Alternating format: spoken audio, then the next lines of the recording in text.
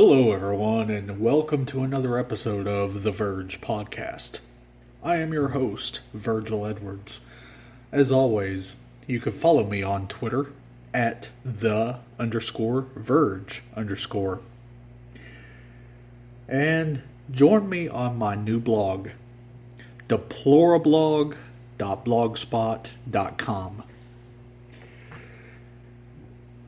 You know, the goal of this show is to always keep you, the loyal viewer, listener that you are, to keep you from the brink of ignorance and on the verge of intelligence when it comes to politics and the political environment that affects us all today.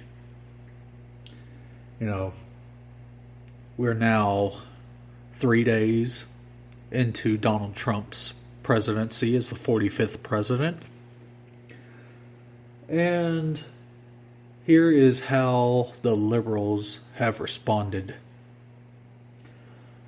They have done everything from try to post pictures of the early assembly of the population that attended the inauguration and then try to post it as proof that Trump's inauguration was not attended by many, which of course was thoroughly debunked.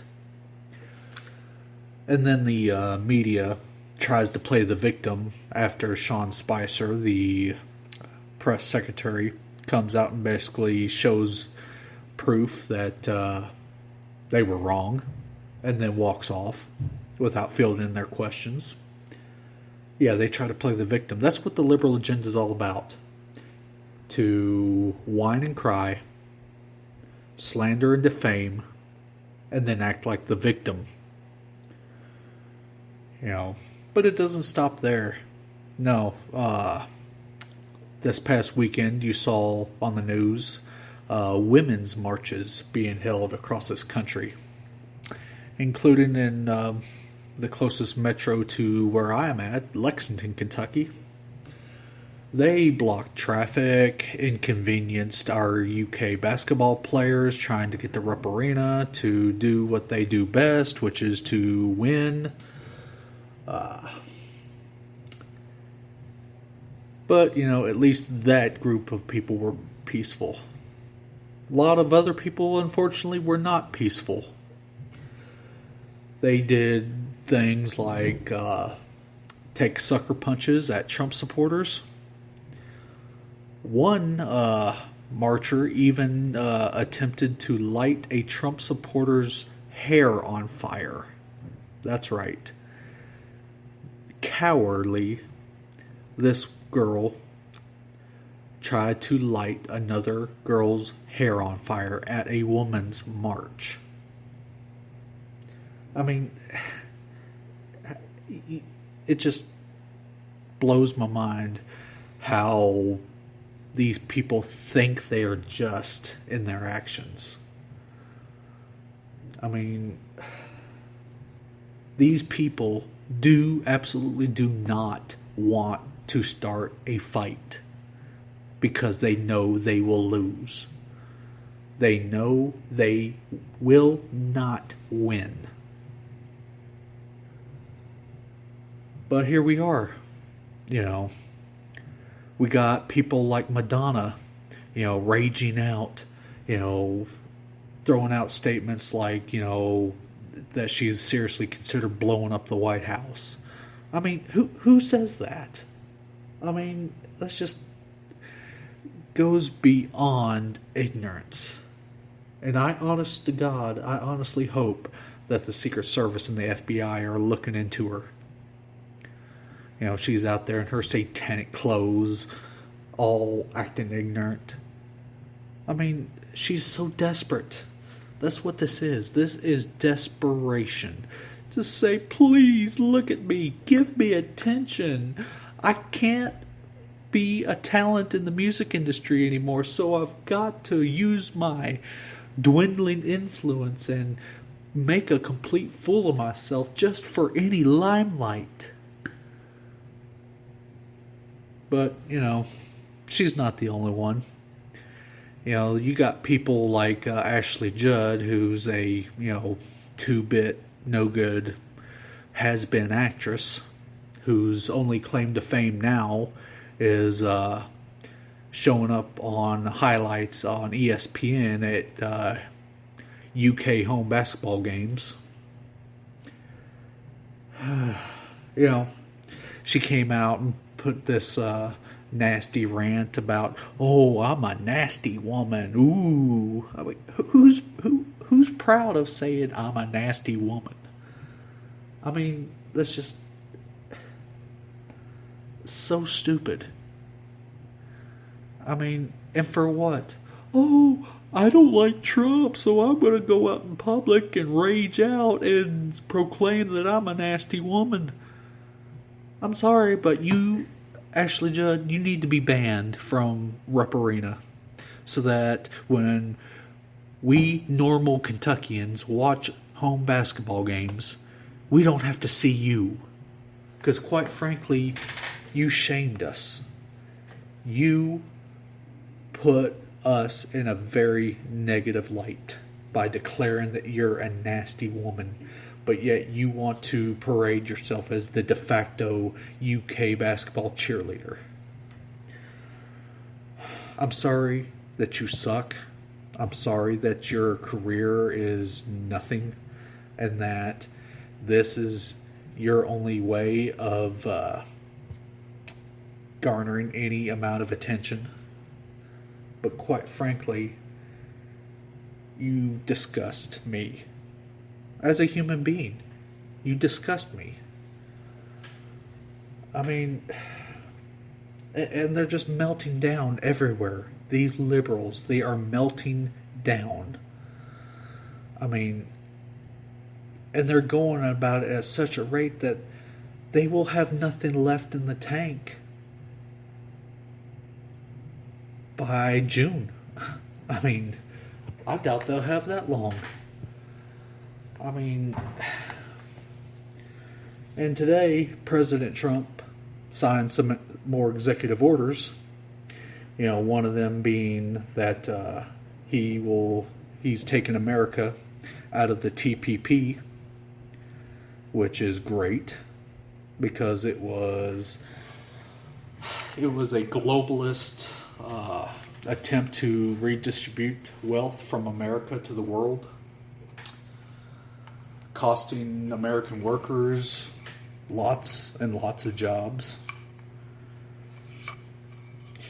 He also signed an executive order that prohibits federal funding going out in the form of foreign aid or anything else to any entity that either conducts or promotes abortion, which I completely agree with. My tax dollars, in no way, shape, or form, whether it's outside of this country or inside this country, should ever be used to promote or conduct the murderous act of abortion. It just shouldn't.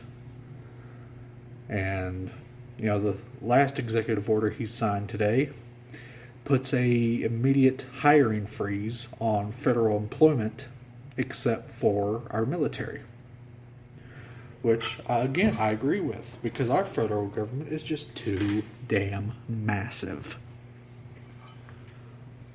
But, here's the thing. There will be more coming. And there won't be anything that liberals can do to stop it. They can whine. They can cry. They can take sucker punches at people they disagree with. They can try to light people on fire. But in the end, what's going to happen to them is people will stop putting up with it. They will get what's coming to them. And when they do get what's coming to them, they better not even try to go to the police, because they are the very ones that promote this anti-law enforcement propaganda. I mean, these liberals, they are literally the scum of the earth. I mean, they've done everything from dress themselves up as vaginas to taking to social media to attack a 10-year-old boy that just so happens to be the president's son. I mean, whatever happened to attacking the child of a president being a career-ending decision? What happened? All of a sudden, Donald Trump is president, and all of a sudden, it's become a popular thing to do. I mean, that poor child's been, attacked for, how he appears in public. People saying, oh, he's going to be the next person to go on a shooting spree. Just ridiculous. I mean, it's sad. Sad displays of humanity. And I'm sorry, but these people do not, in any way, shape, or form, deserve any sympathy. Whatever they get, they deserve. When someone grabs a hold of them and starts beating the holy hell out of them, they get no sympathy from me. Because they, quite frankly, have earned their disdain. Great video going around Facebook and Twitter showing a detestable liberal woman getting kicked off of an airplane because she got on the plane and got seated next to a Trump supporter and immediately started in on her tirade. And the flight crew wasn't putting up with it, and they kicked her off the plane. But unfortunately, what I see happening is these people are going to just get a little bit smarter and just wait until the plane actually takes off before they start their tirade.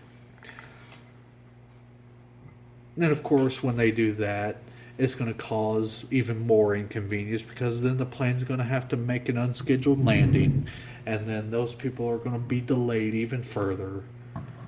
But they don't care because their agenda is more important than human decency. Their agenda is more important than being considerate to their fellow man. Their agenda is more important than following the law. And they still don't get it. Their very behavior is why Donald Trump won the election. They don't understand that. And it's usually going to be a situation where they're not going to understand it until it's too late for them to change the message. And when that happens, they'll act like the victim, just like the mainstream media does.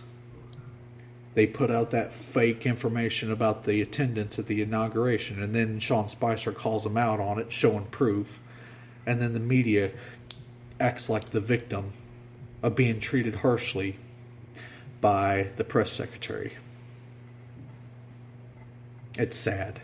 It really is. Until my next episode, I hope that you'll share this with your friends and family on social media. Continue to follow me on Twitter and check out my new blog, deplorblog.blogspot.com.